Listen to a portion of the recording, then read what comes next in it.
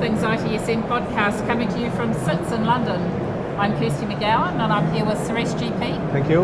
Nice meeting you all. James Finister. Hello. And today we're speaking with Dan Ortega from BMC. Welcome, Dan. Thank you.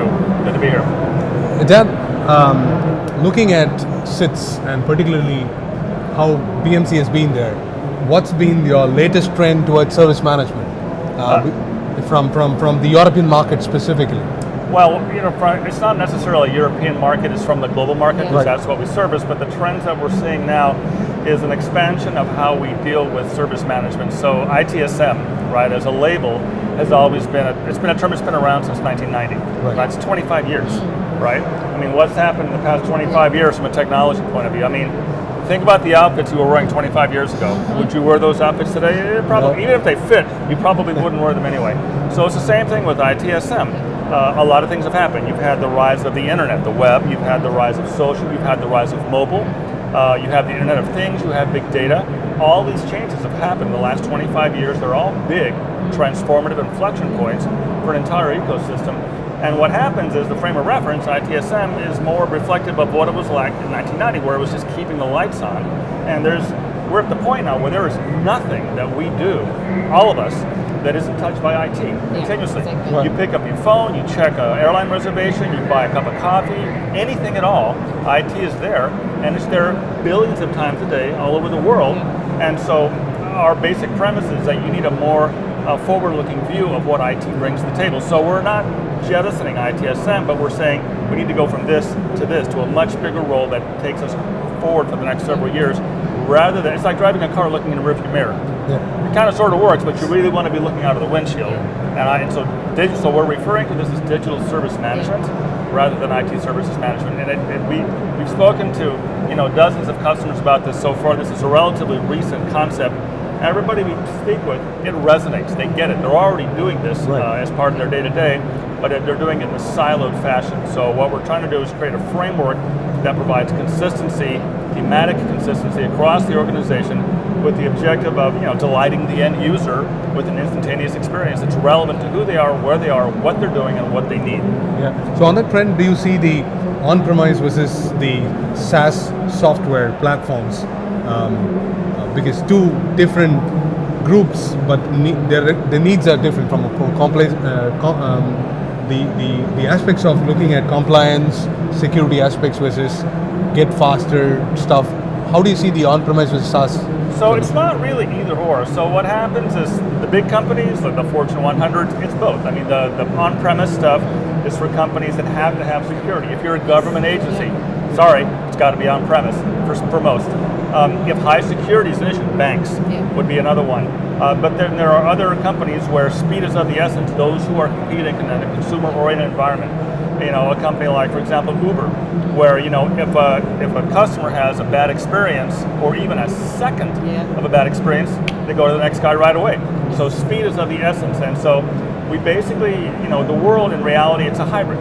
It's not either on-premise or SaaS, it's both. And you can kind of turn the dial one way or the other. So we offer, like a remedy on-premise or a remedy on demand if you need that large-scale industrial strength IT support. If speed is of the essence, we recommend something like Remedy Force, which is in the cloud and designed specifically to deploy quickly. So we have a few customers who are doing both, but again, it varies. It's not either or. People think it is. It can easily be both. It's a matter of what your particular needs are. Something we're beginning to see is companies coming out of recession, planning for the future, back perhaps to mergers, acquisitions, disinvestments model, moving very quickly in the marketplace. We hear a lot about the nimble business. Do you think that poses specific challenges for tool providers? Oh, it's a huge opportunity. I mean, the thing is, years ago, it used to be that when you developed software, it was waterfall methodology, and it'd be one big release a year, and then you started getting agile. It suddenly became quarterly, then monthly, and for example, in our case, our VP of engineering is saying, you know what, we're doing continuous releases. It's just steady, right? And you have to have that kind of framework because, look how much happens in 3 months. Look, any 3-month period, how much goes on at any given time. So moving to a model where you are continuously iterating new applications, new capabilities, it helps you, at a minimum, keep up with what the market expects. And ideally, what you want is to be one step ahead. You want to anticipate your customers' needs, and if you do, they get there. It's like, wow, this is so cool because this is actually what I wanted.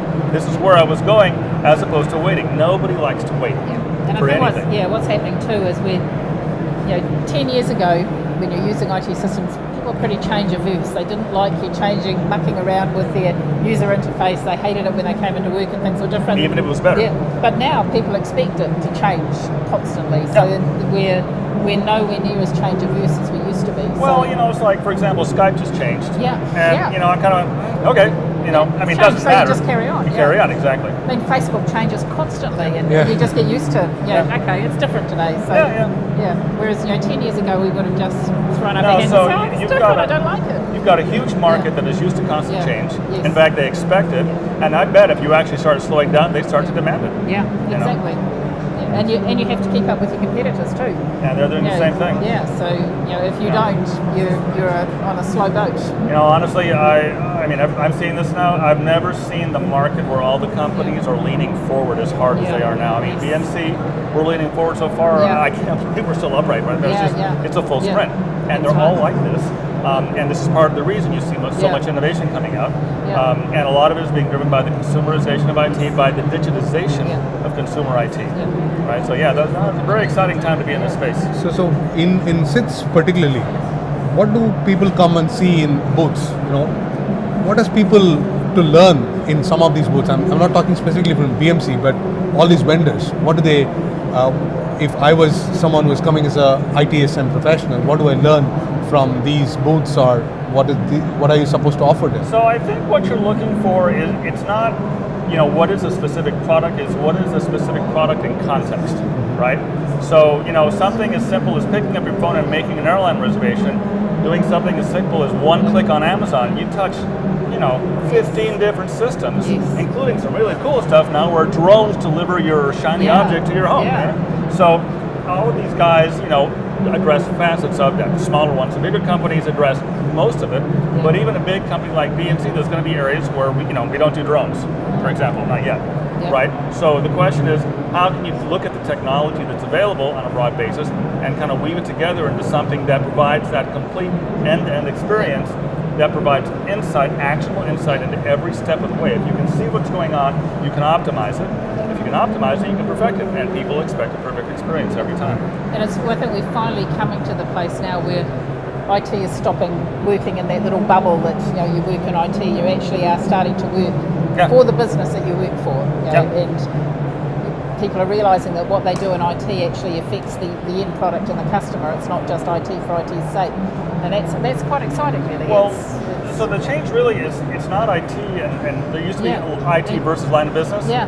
And those two guys, not. it's a shotgun Yeah. marriage now. So, Yeah. and this is good, Yeah, right? it's great. Because if IT aligns to what the line of Yeah. business is doing, Yeah. you are aligned to how the company That's makes right. money, Yeah. and then suddenly you become more valuable Yeah. because it is, you don't want to be strategic, you want to be tactical. Tactical right. is the stuff Yeah. you use every Yes. single day.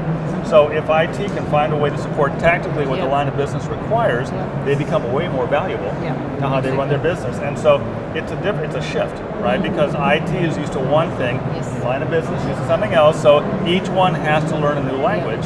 Each one has to get past years of kind of mistrust and resentment, Yeah. but once they line up, everything works. changes because now IT is able to help the company make more money.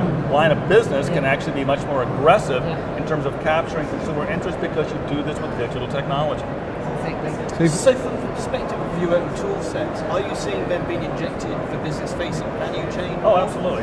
Yeah, so for example, my IT, that's always been an end user facing application. So it means you can access anything from a mobile device. And so the problem is that we have this capability that's so expansive, so pervasive, that it's almost a bit of a struggle. It's like saying you can do anything.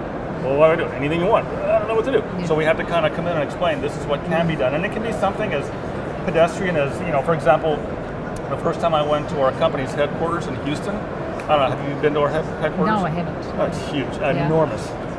Gigantic campus, really cool looking. Yeah. But I walked in and it says you have to be in conference room 1735-A. I'm like, "Ugh."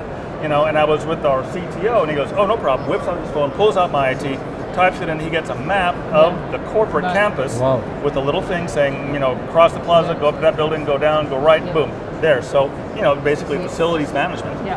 So non-traditional IT kind of thing, but at the moment, very, it's very what useful. You need. It's what the customer needs. Where's the nearest printer? Yeah. I went in there, I sent something to the printer. It took me an hour to find it because I didn't have my IT. And somebody else came along. Oh yeah, boom, it's right there. And I walked by it 4 times. So it's little tactical, transactional things like that can make the difference between getting something done in minutes or wasting an hour banging your head against the wall. And that's where the real value comes in. It's the little incremental changes to your life day to day. And so my IT is designed to do that. Is to take how you act in your day and just smooth it out, stream it out. Get rid of those little frustrations that and rough actually annoy edges. people. Yeah, exactly. And there's a lot of them if you stop thinking about it. And it's those little annoyances that really affect your customer perception of how good your service is. It's not the big incidents that bring everything down for half an hour or whatever. And because those ones we know how to work on those. Yeah. Everyone piles in, they get fixed, and they don't actually impact on your customer satisfaction anywhere near as much as a whole series of little niggly things. Well, did you have a good day or a bad day? I don't know. Did I catch the bus? Did I spill my coffee? Little transactional things kind of they incrementally pile up. Do you have a good day or a bad day? And so getting it right using this kind of technology can just kind of smooth out the little rough edges, and suddenly, our objective is happy employees. Yes. Happy employees translates to happy customers. Happy customers spend more money. It all kind of lines up.